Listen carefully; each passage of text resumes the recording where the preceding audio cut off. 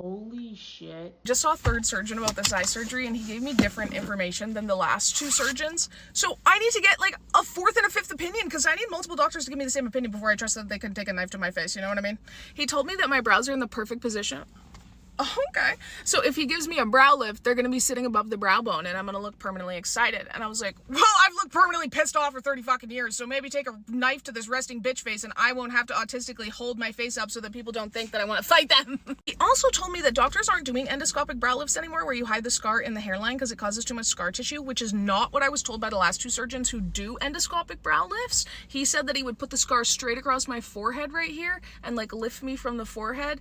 And then if I wear my hair back like this, you're going to see the scar, and I can't really laser it off because it's in my hairline, so the hair would come with it. And I already low-key hate my hairline, so I'm like, interesting. I need more information on people not doing endoscopic brow lifts, because this is the first time I hear. He also said I have a lot of weight in here, which is interesting because usually the weight is on the sides for people. But dude, if he raises my eyebrows this much, I don't think I look crazy like this. He also said, he's like, we could potentially just do a brow lift and then you can wait to do a blepharoplasty, like after you see how it settles. He also, it was interesting because I saw an ENT about my nose yesterday, and he was like, that's two separate issues. Your septum is causing like breathing restrictions when you breathe normal.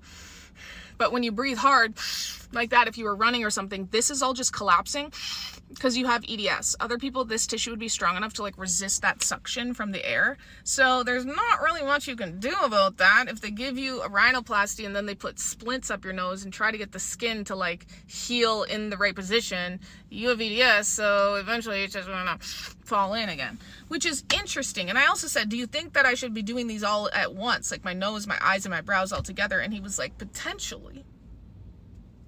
So he's gonna call the other eye surgeon and get her opinion and talk about like doing a collab, but I'm gonna call the eye surgeon right now and ask for another plastic surgeon's opinion, because I think they will understand, like, until I am starting to get the same answers out of these doctors, I am like a little bit, how do I know which one I'm supposed to believe?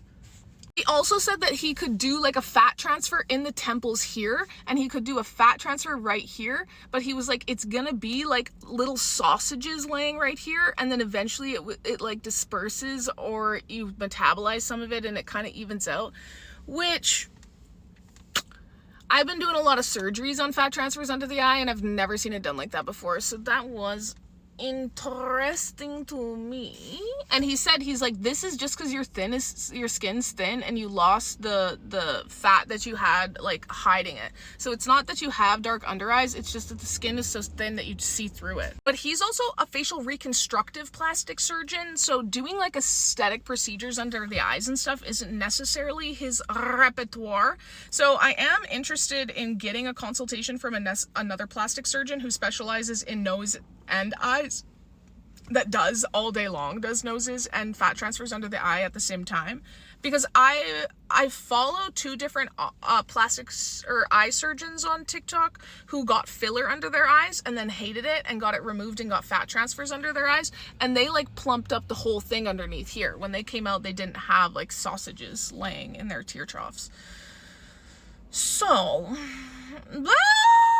interesting. And he was super nice, and that's what the reviews said about him, is that he's really nice. But the reviews, I've never seen a surgeon have more reviews that say great guy, not a skilled surgeon,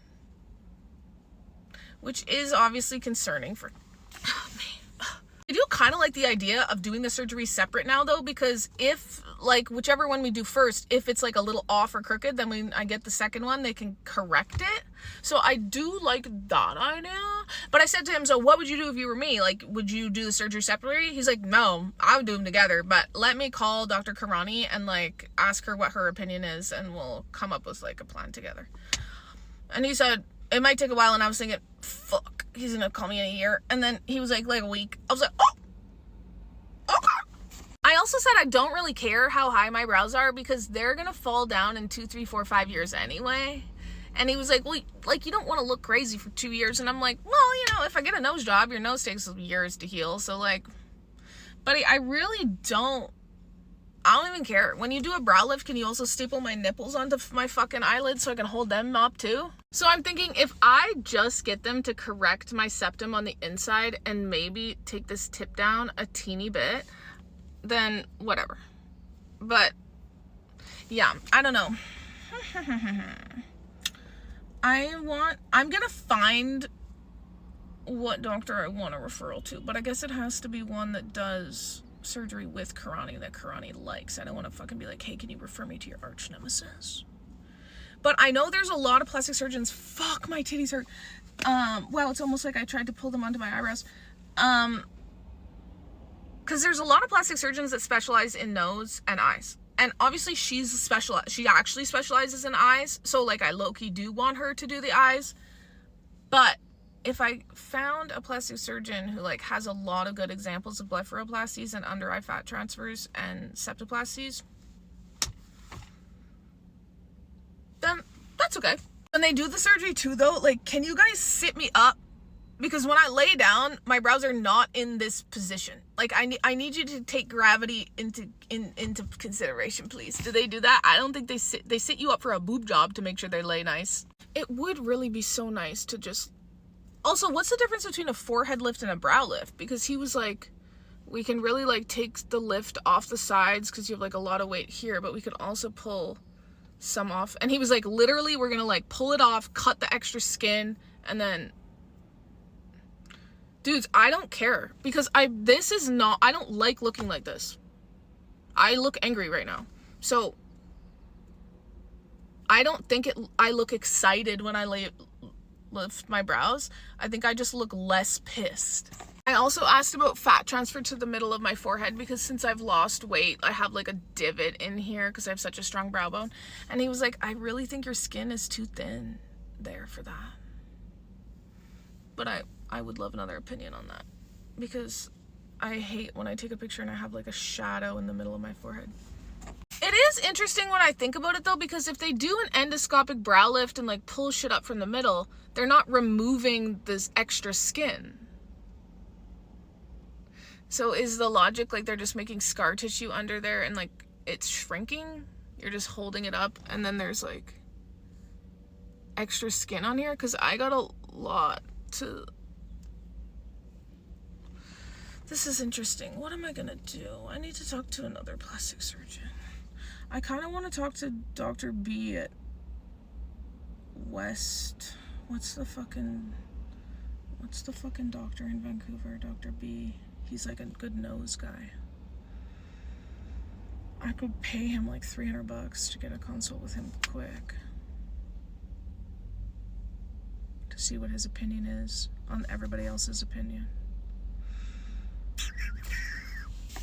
What is going on in this one part of the bush? Why is the wind only attacking one part of the bush? He did spend so much time with me and let me ask so many different questions that I was like, okay, but I really want a deep plane face and neck lift. I can't. My face, these didn't come until I lost all that weight.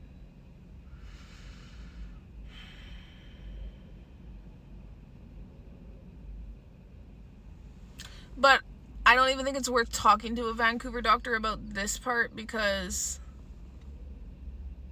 that's like $20,000, $30,000, $40,000, $50,000.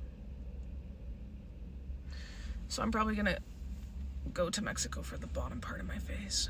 But I low-key want to do it before 30. And a lot of times if you're like doing your forehead, you want to do this at the same time so they're like the same. But that's okay. I just would really like fat transfer under my eyes. Because now when I look at myself, I like see how sick I am. Even though that's not like an indication, but I like prefer when my disability is invisible. You know what I'm talking about? Okay, now I gotta drive where? I don't know. It's noon. I have dinner at 5:30. And that's 5 hours, so I gotta go home then, I guess. Knee deep in the passenger seat.